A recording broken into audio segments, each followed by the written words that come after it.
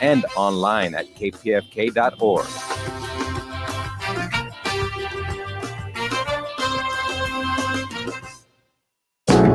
You're listening to KPFK 90.7 FM in Los Angeles and on the web at kpfk.org, Pacifica Radio for all of Southern California and beyond.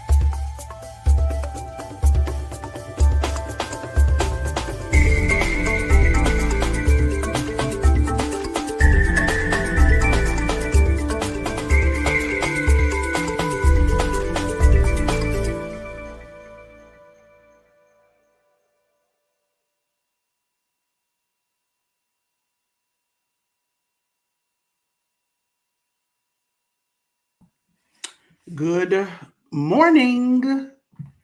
Good morning. Good morning. Good morning. Greetings. This is Rootwork here on KPFK 90.7 FM in Los Angeles, 98.7 FM Santa Barbara, 93.7 FM San Diego, 99.5 Ridgecrest China Lake, and streaming all over the world at kpfk.org. And if you're joining us from YouTube, welcome. Come on in and sit down. Please like, share, and subscribe. Like, share, and subscribe. Like, share, and subscribe to this channel. And the KPFK Fund Drive just ended on Tuesday. But if you didn't get a chance to make your donation, your pledge to keep KPFK on the air, you can still do so by just going to the website, kpfk.org, or giving folks a call at 818-985-5735. I guarantee you they will not turn down your pledge. This is Tanda Sizwe Shamaringa, and it is the third Thursday of the month here on Rootwork. Today, we're going to be talking about our shining black prince, Malcolm X. Monday, May 19th, will be the 100th anniversary of his birth. We're going to hear from a couple of revered ancestors, what they have to say about Malcolm X and his meaning for us, and we'll hear from the man himself also. Hopefully, we'll also be hearing from our sister station, KPFK up in Berkeley, an interview with Davey D of Hard Knock Radio and Professor and activist Danae Martinez talking about the recent landing of Afrikaner refugees from South Africa. That is what we hope will be happening today here on Rootwork. But before we get to all of that, we don't have Pacifica headlines this morning, headline news, but we do have a couple of promos we need to get to. So let's do that and come on back.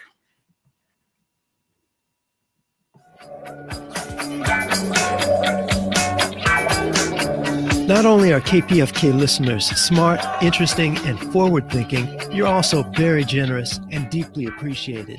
Thank you so much for pledging your support to KPFK during our fund drive.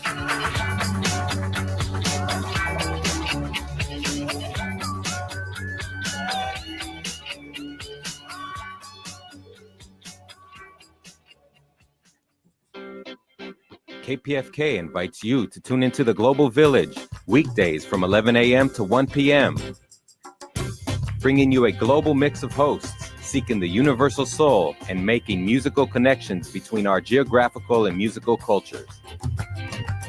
That's the Global Village, KPFK's flagship music program with new and familiar voices, Monday through Friday from 11 a.m. to 1 p.m., right here on 90.7 FM and online at kpfk.org.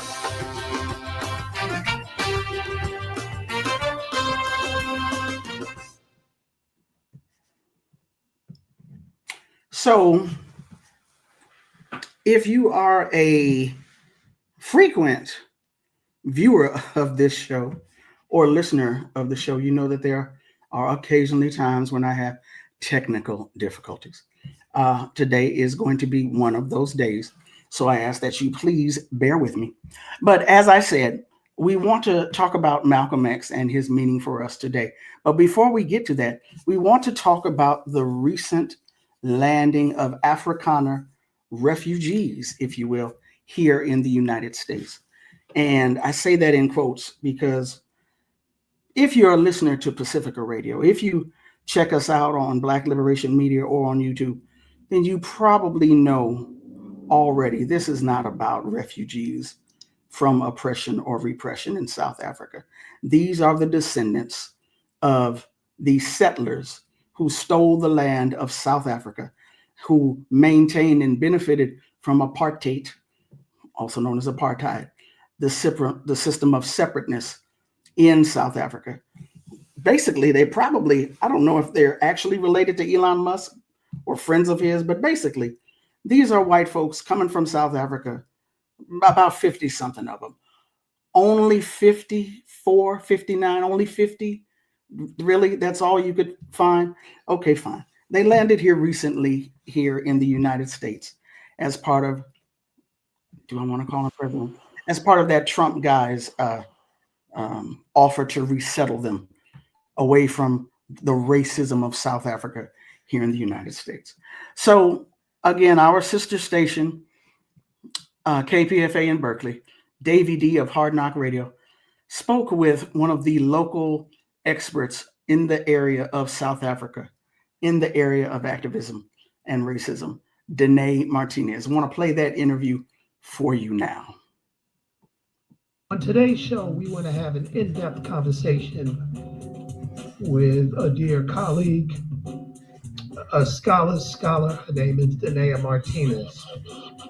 As you all know, we've been hit fast and hard with all sorts of pressing issues of this current administration.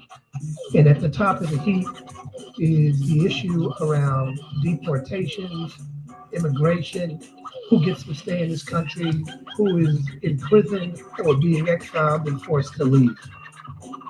We know that there's been an array of horror stories about brown folks, indigenous folks, and black folks having their visas taken, going into immigration to do a check-in and never leaving. We just saw in Massachusetts, unidentified ICE agents stopping a mother and daughter and literally disappearing them. And so we get this message that we don't want anybody here illegally, and heck, as each day passes by, it seems like they don't want anybody here who's not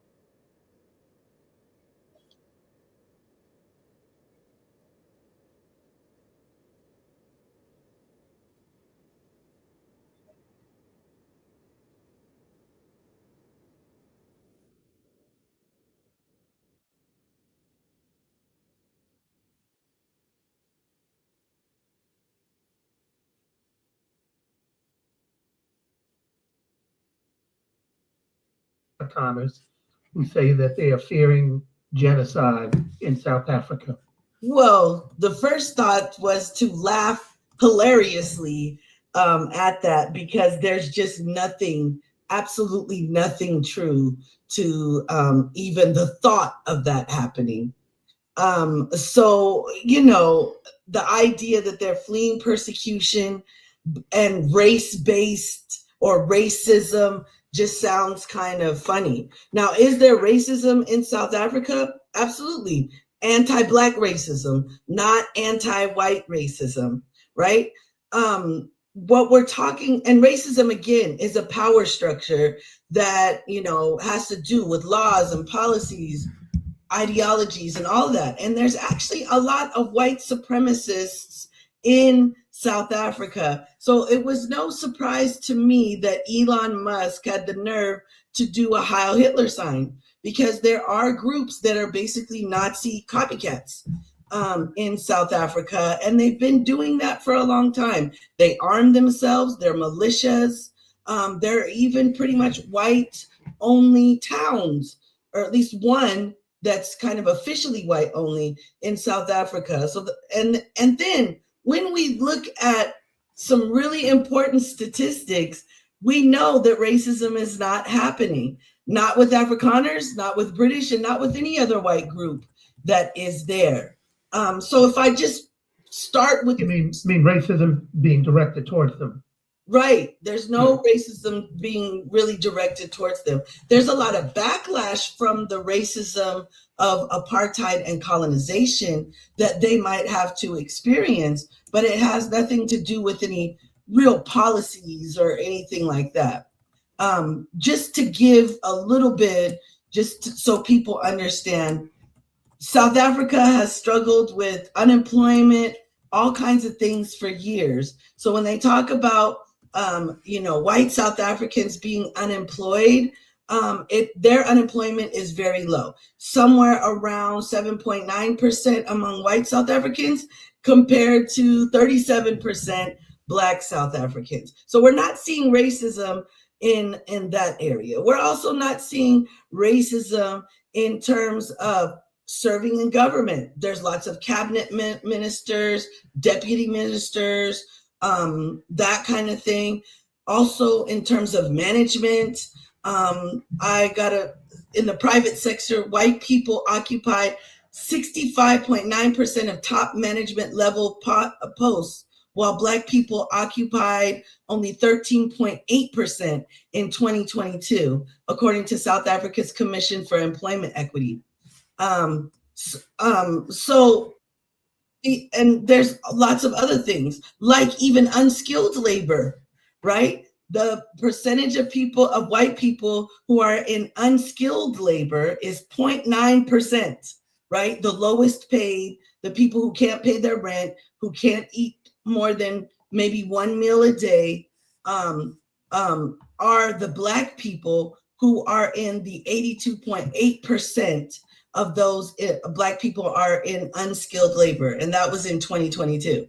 So when you're looking at indicators of racism, we're not seeing any of that. Let me ask you a couple of questions. Professor Janaea Martinez is with us this afternoon. A couple of things. I remember you were asked to give a report back or a keynote at SF State, and you broke down. You had just got back from South Africa. You had been there for a number of months, and and came back with a report.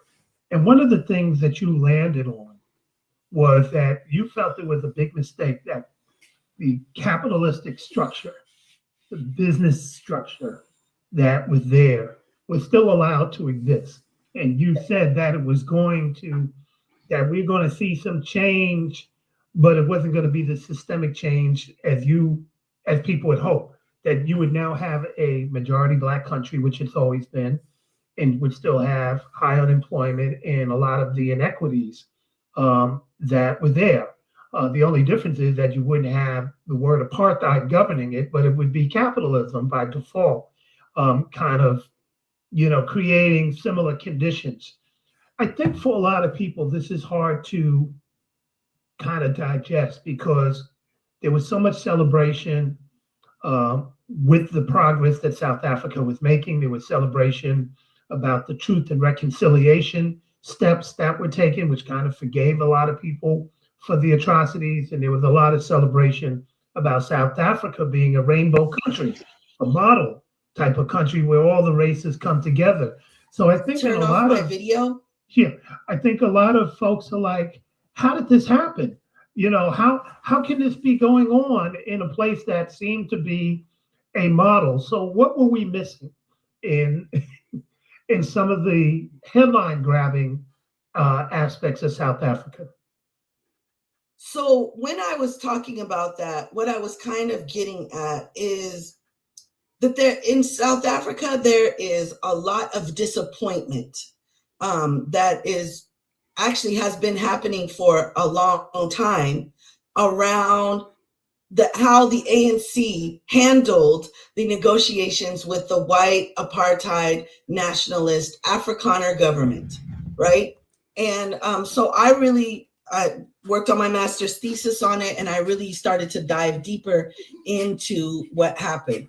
If I can just give you a little bit of background so that we kind of understand the significance, right? Mm-hmm. So, of course, as most people know, people came and colonized South Africa. The Afrikaners came in 1652 and started taking the land. So land, let me just say up front, land is always the major issue when it comes to South Africa, right?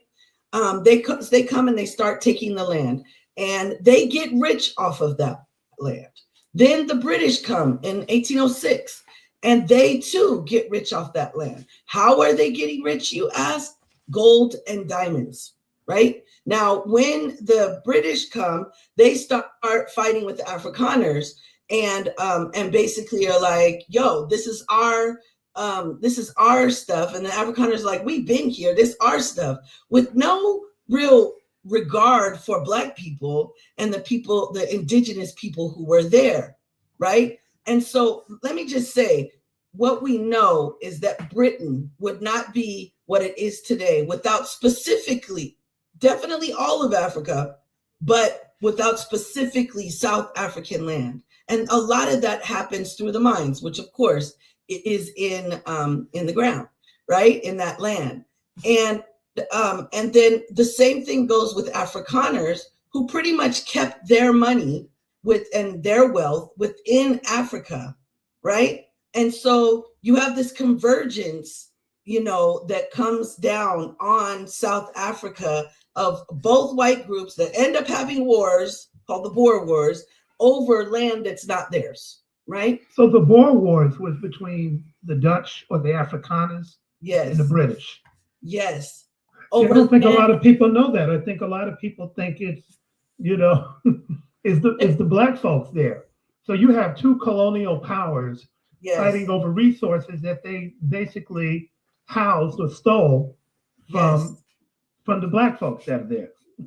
Yes, and let me just say this: when they have these wars, and the Afrikaners feel so oppressed by the British for coming and taking what they consider to be their wealth, right? They have no regard for the people. But not only that, again, I can't express enough how rich white, what we now call South Africans, got from this. These are pretty much, for a lot of time, some of the richest white settlers in the world because of all of the mineral wealth and the gold and diamonds that is in South Africa, right? Now, wow. The same thing goes for farming. Black people, the Khoi and the San people, which were the Bush people, as well as the Bantu people, were already in South Africa and they were farming. And here come the Afrikaners, and they start, giving out, making sure that the only people who can really farm are white South Africans, right? And really a small number of mostly white farmers are farming there, right?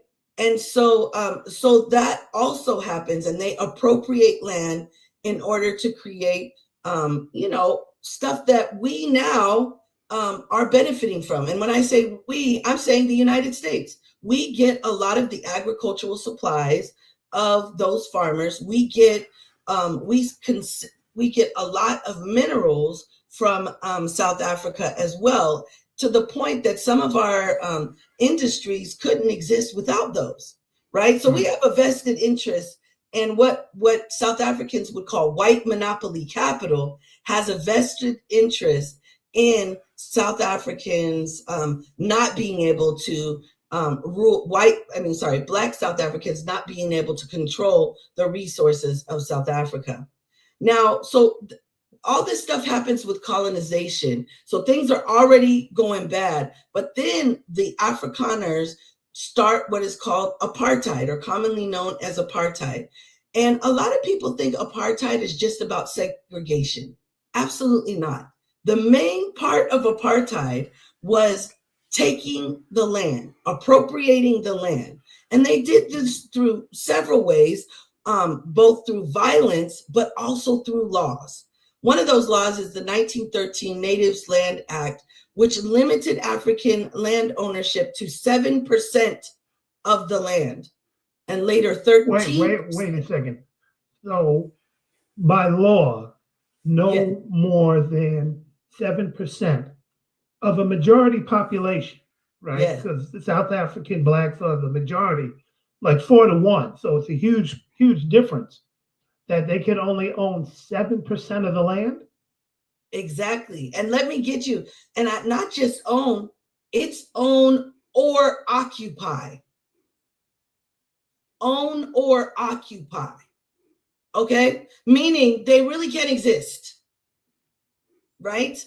Wow. In South Africa. So what they end up doing is taking the majority of Black people and putting them into what I would call basically reservations, right? They're called homelands in South Africa, and they're by tribe, right?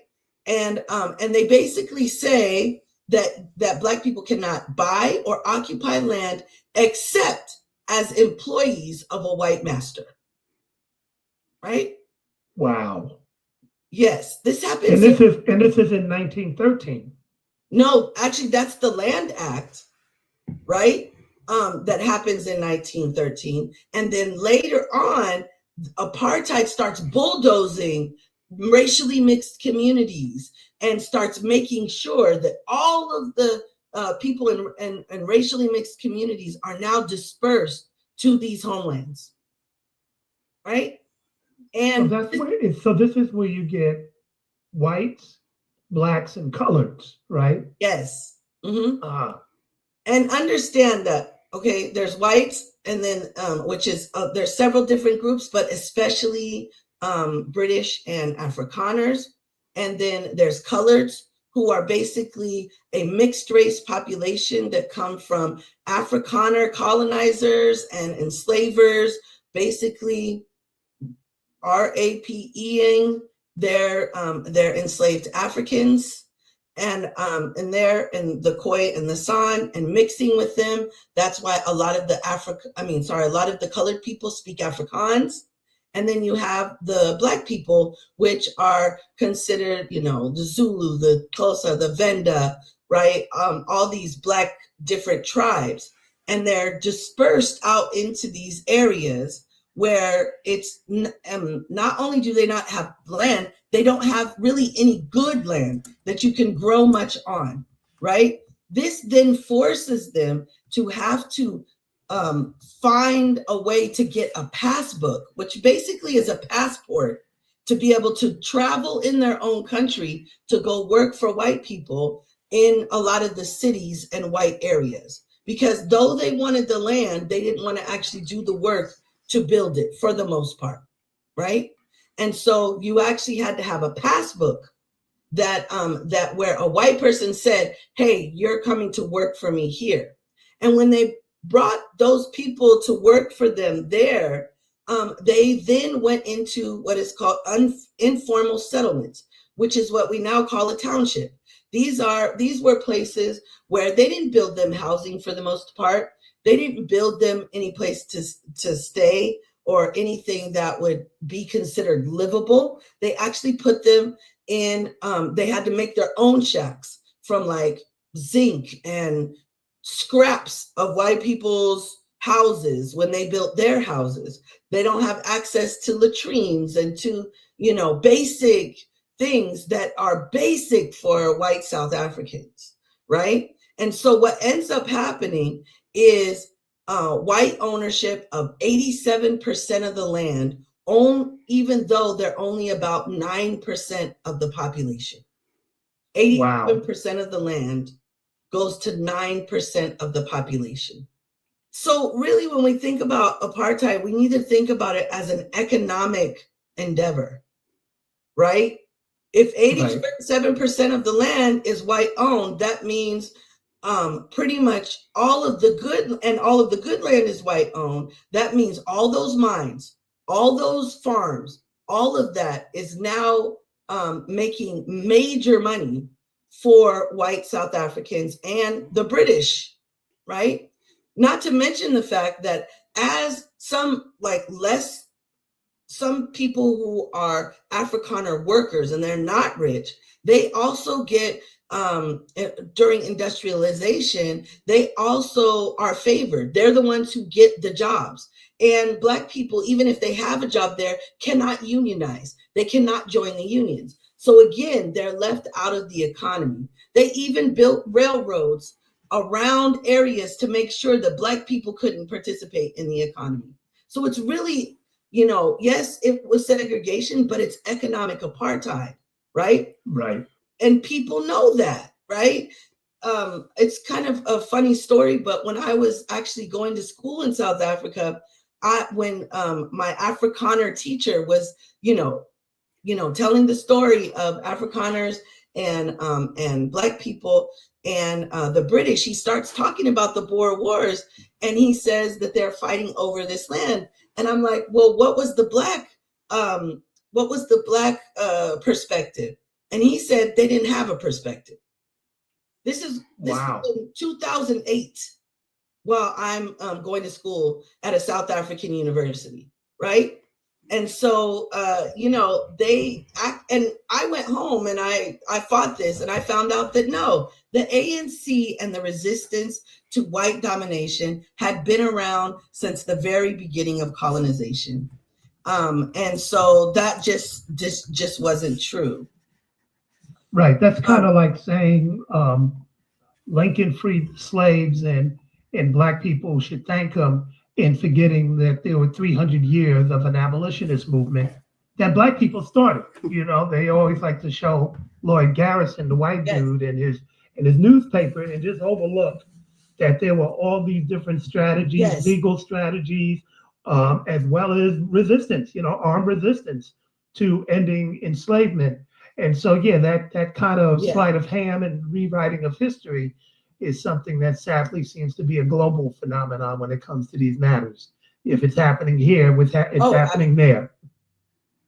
Yes. And let me just say that their white supremacist movements are looking at white supremacist movements all over the world. And our white supremacist movements are looking at theirs. Dylan Roof, right? He had the flag of South Africa and Rhodesia that he was showing on his social media before he went into that church and killed all those Black people. So yes, there is a global white supremacist movement that has supported South Africa being where they are, including our own presidents, including Reagan. Right? Ronald Reagan with his constructive engagement position. I remember that. Yes, absolutely.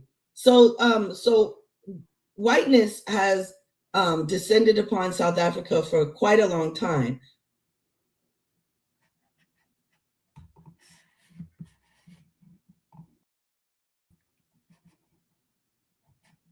That was Professor Danae Martinez, who teaches at San Francisco State University, in conversation with Davey D of our sister station, KPFA in Berkeley, on the show Hard Knock Radio. That's part one of an interview conversation with her held this week, talking about the quote unquote relocation of Afrikaner refugees from South Africa. You're listening to Rootwork here on KPFK, 90.7 FM in Los Angeles, 98.7 FM in Santa Barbara. My name is Tandasizwe Shimaringa. And Monday, May 19th, will be the 100th anniversary of the birth of our shining Black prince, Malcolm X. Monday, May 19th, is also the birth date of Yuri Kochiyama, a Japanese-American activist, a treasure in our communities, who passed a few years ago, who was a stalwart activist, anti-imperialist, etc. She knew Malcolm X during the 1960s. And she, again, as I said, was a friend to many liberation movements worldwide. Let's talk to you or listen to what Yuri has to say about Malcolm X.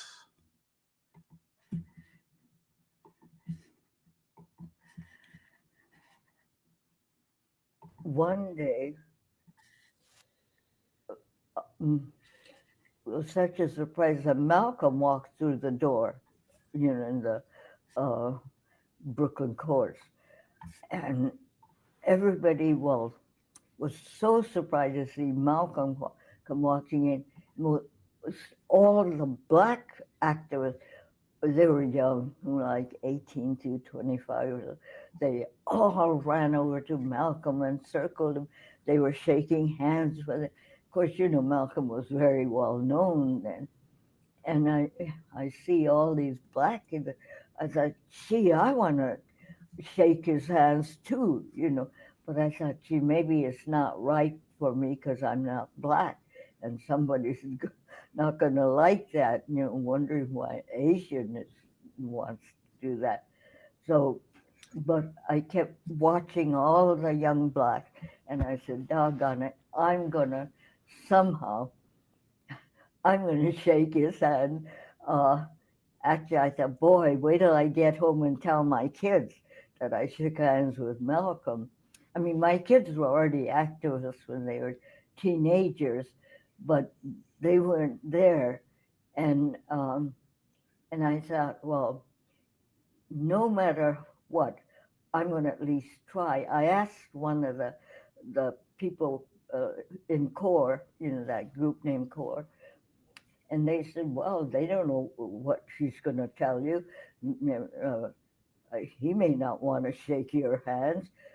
So it's up to you. You could try and see what happens.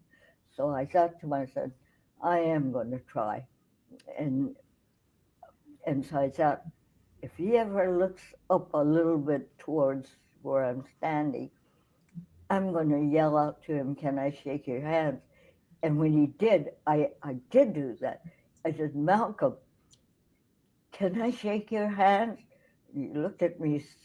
I think he was surprised it was an Asian woman anyway, and said, what for? And I said, gosh, what do I say to I said, I want to congratulate you. I don't know why I said that. And he said, for what? And I thought, gee, gosh, what do I want to congratulate him for? And he said, for what you're doing for your people. And he said, and what am I doing for my people? And I said, oh, now, what shall I say?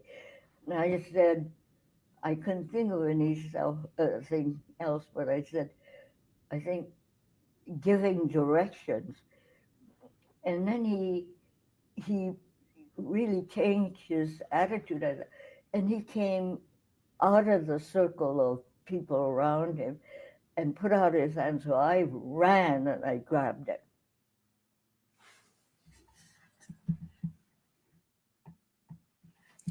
That was Yuri Kochiyama. Hold on. My bad. That was Japanese American activist, human rights activist, Yuri Kochiyama, speaking about how she met Malcolm X for the very first time. I have another clip I want to play, hopefully. It is a clip of Kiilu Nyasha, former member of the Black Panther Party in the Bay Area, actually on the East Coast and later in the Bay Area. She was a programmer also at our sister station KPFA and had a program, Freedom is a Constant Struggle. In this clip, she speaks with Yuri Kochiyama also about Malcolm X. Y'all got to hold on. Y'all know how I go. Y'all know how I do. Y'all know how I be doing. I know you do.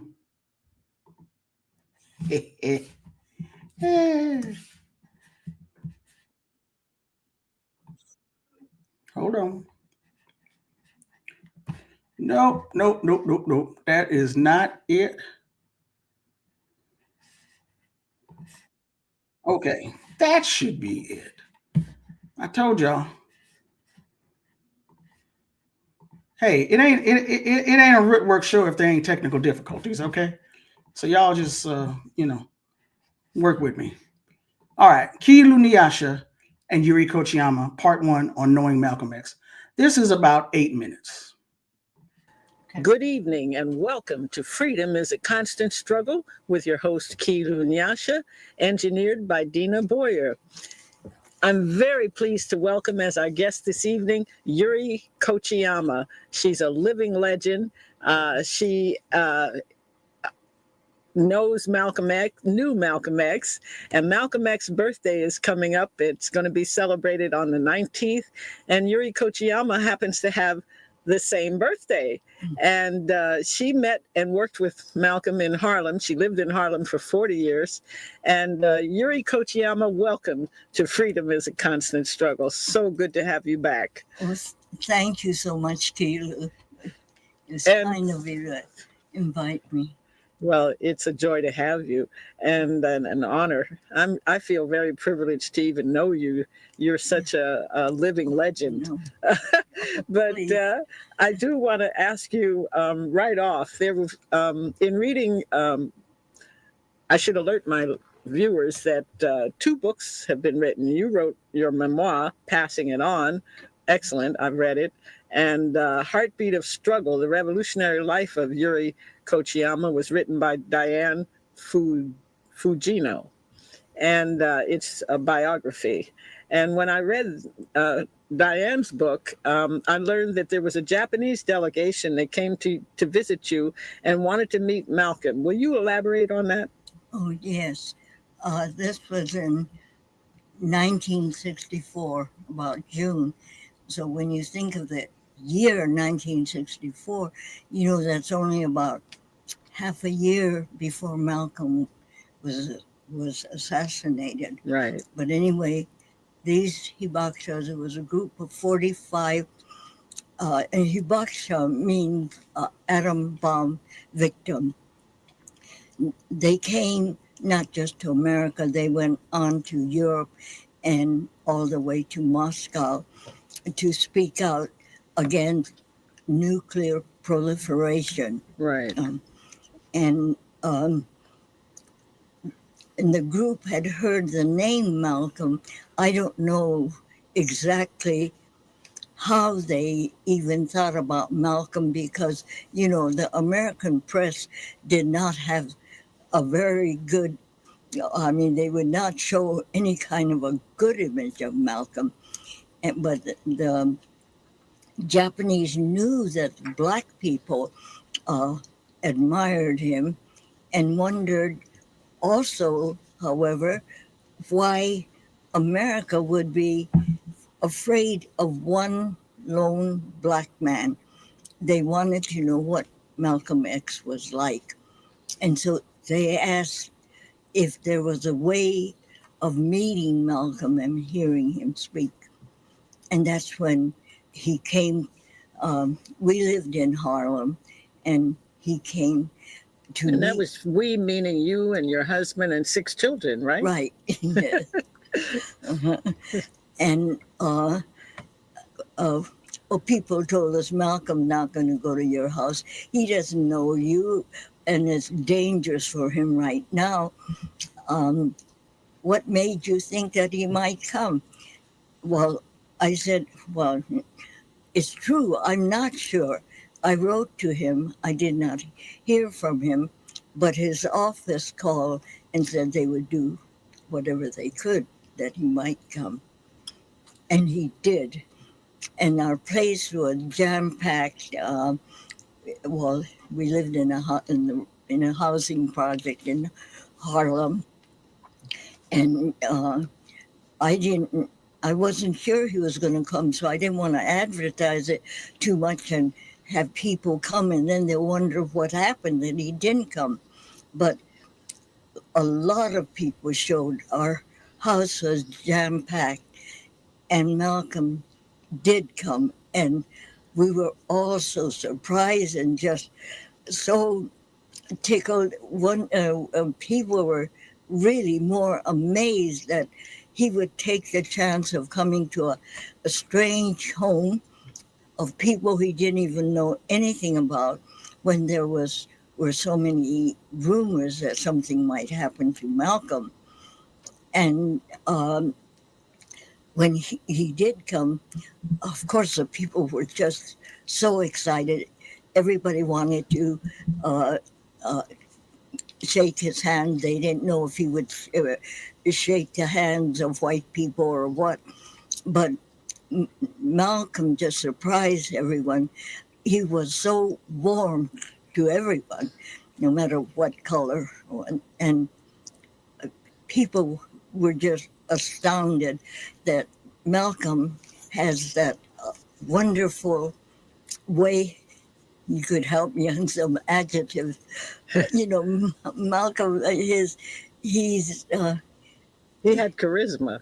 Charisma, that's right. the word. Yes. He has so really much charisma. Right. And yet he's so down to earth. Yeah. Exactly. And he shook hands with everybody, regardless of what color, black or white or Latino, Asian.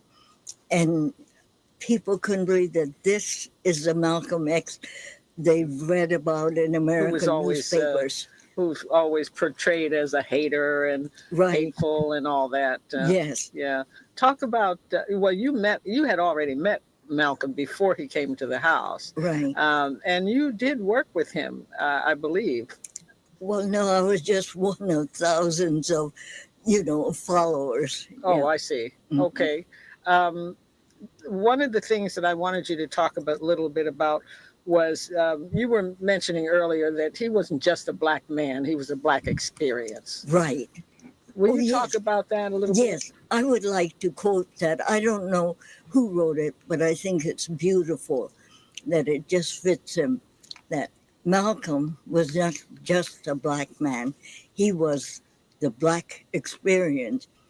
He was bathed in blackness, and yet he repudiated his slave name and just added an X, the unknown, the possibility of what might be, the reality of what he became. And I think that's so beautiful, and I'm sorry I don't know who the author is. Right. Well, he did change his name to Al-Hajj Malik El-Shabazz. Yes, right. And El-Hajj, I believe, indicates that you've made the pilgrimage to Mecca. Right. And when he did go to Mecca, was it in 1964? Yes. Talk about how that changed him a little bit. Yes, that certainly did change him, but I want to also credit Malcolm's sister, Ella Collins, who made an influence in Malcolm's life, because she wanted Malcolm to grow up as a possible leader of.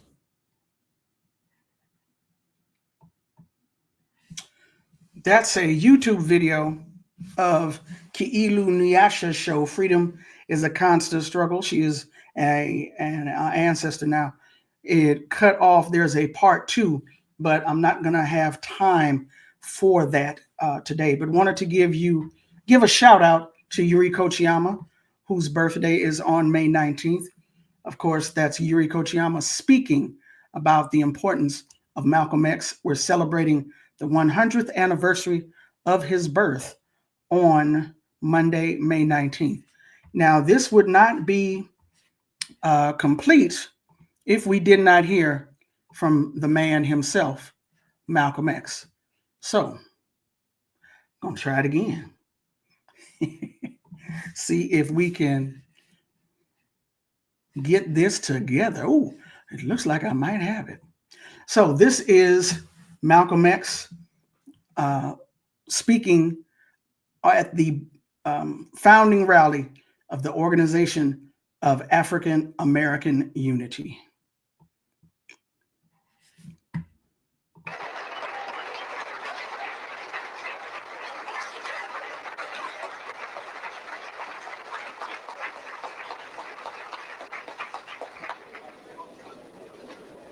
Assalamu alaikum.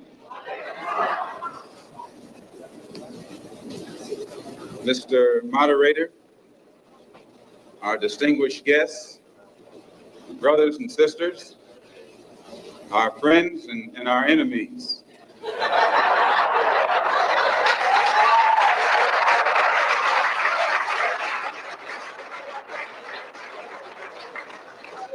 Everybody is here. As many of you know, last March, when it was announced that I was no longer in the Black Muslim movement, it was pointed out that it was my intention to work among the 22 million non-Muslim Afro-Americans and to try and form some type of organization or create a situation where the young people, our young people, the students and others, could study the problems of our people for a period of time and then come up with a new analysis and give us some new ideas and some new suggestions as to how to approach a problem that too many other people had been playing around with for too long. And that we would have some kind of meeting and determine at a later date whether to form a Black nationalist party or a Black nationalist army.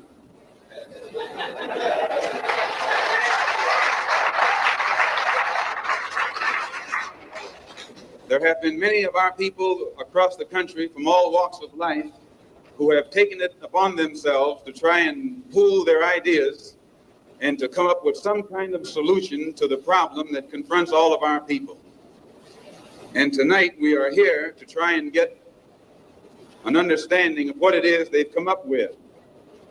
Also, recently, when I was blessed to make a trip or a pilgrimage, a religious pilgrimage to the holy city of Mecca, where I met many people from all over the world, plus spent many weeks in Africa, trying to broaden my own scope and get more of an open mind to look at the problem as it actually is.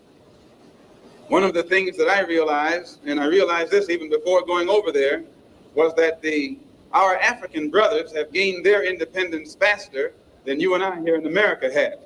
They've also gained recognition and respect as human beings much faster than you and I.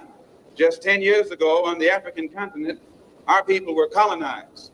They were suffering all forms of colonization, oppression, exploitation, degradation, humiliation, discrimination, and every other kind of ation. And in a short time, they have gained more independence, more recognition, more respect as human beings than you and I have. And you and I live in a country which is supposed to be the citadel of education, freedom, justice, democracy, and all of those other pretty sounding words. So it was our intention to try and find out what was our African brothers doing to get results so that you and I could study what they had done and perhaps gain from that study or benefit from their experiences. And my traveling over there was designed to help to find out how.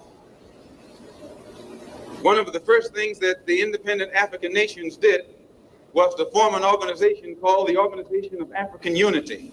The purpose of our Organization of Afro-American Unity, which has the same aim and objective, to fight whoever gets in our way.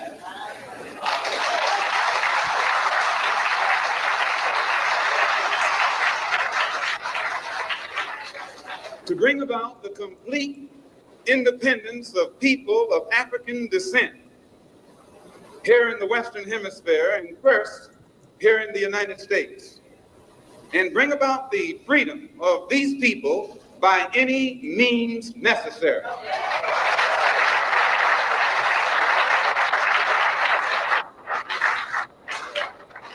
That's our motto.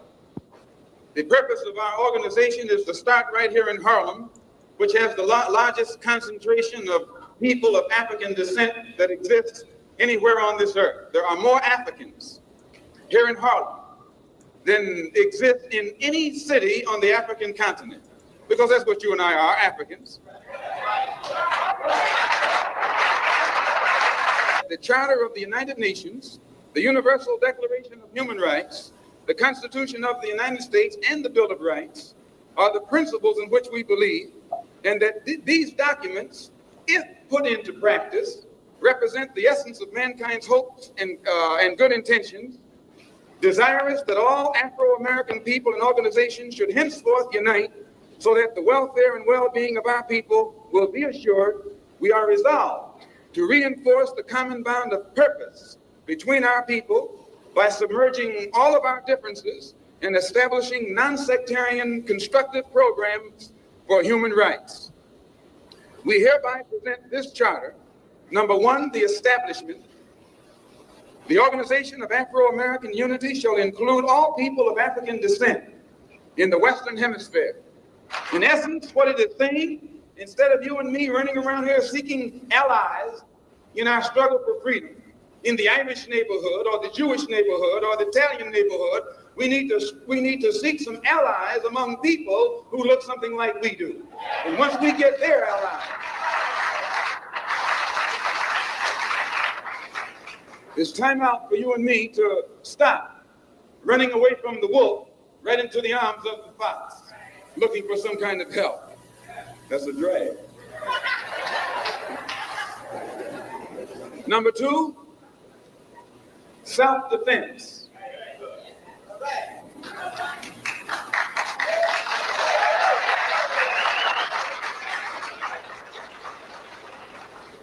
Since self-preservation is the first law of nature, we assert the Afro-Americans' right to self-defense.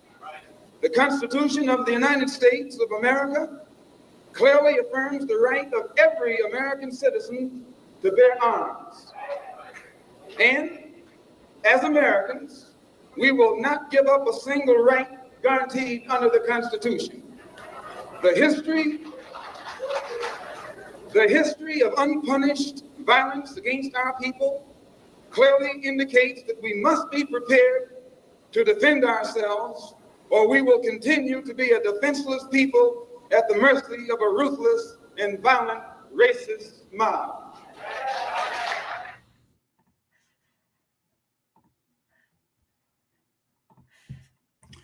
That was Malcolm X speaking on the founding of the Organization of Afro-American Unity.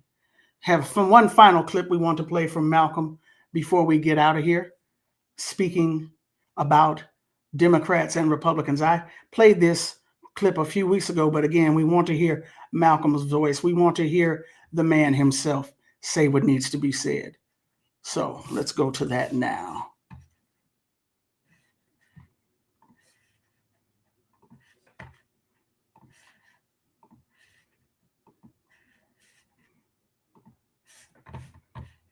$22 million black victims of Americanism are waking up, and they're gaining a new political consciousness, becoming politically mature. And as they develop this political maturity, they're able to see the recent trends in these political elections. They see that the whites are so evenly divided that every time they vote, the race is so close, they have to go back and count the votes all over again. And which means that any block, any minority that has a block of votes that stick together is in a strategic position. Either way you go, that's who gets it. You're in a position to determine who go to the White House and who stay in the doghouse. You're the one who has that power. You can keep Johnson in Washington, D.C., or you can send him back to his Texas cotton patch.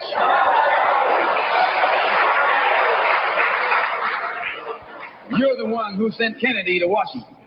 You're the one who put the present Democratic administration in Washington, D.C. The whites were evenly divided. It was the fact that you threw 80% of your votes behind the Democrats that put the Democrats in the White House. when you see this, you can see that the Negro vote is the key factor. And despite the fact that you are in a position to be the determining factor, what do you get out of it? The Democrats have been in Washington, D.C. only because of the Negro vote. They've been down there 4 years. And all other legislation they wanted to bring up, they brought it up and gotten it out of the way, and now they bring up you. And now they bring up you. You put them first and they put you last. Because you're a chump.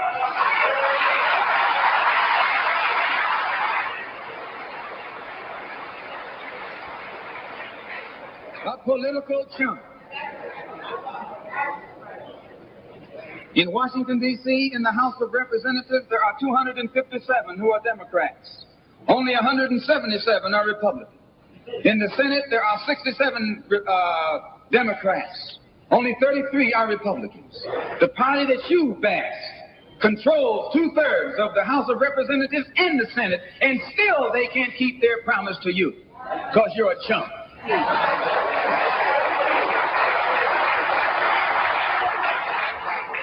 Anytime you throw your weight behind a political party that controls 2/3 of the government, and that party can't keep the promise that it made to you during election time, and you are dumb enough to walk around continuing to identify yourself with that party, you're not only a chump, but you're a traitor to your race.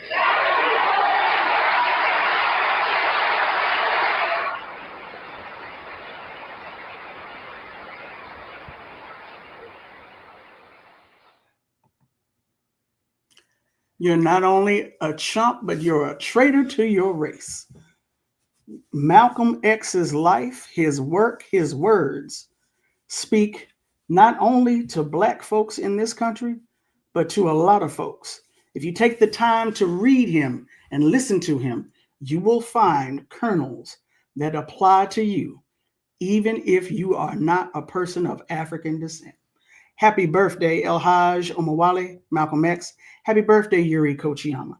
Thank you so much to Hard Knock Radio, KPFA, Davey D, Anita Johnson, and Professor Danae Martinez.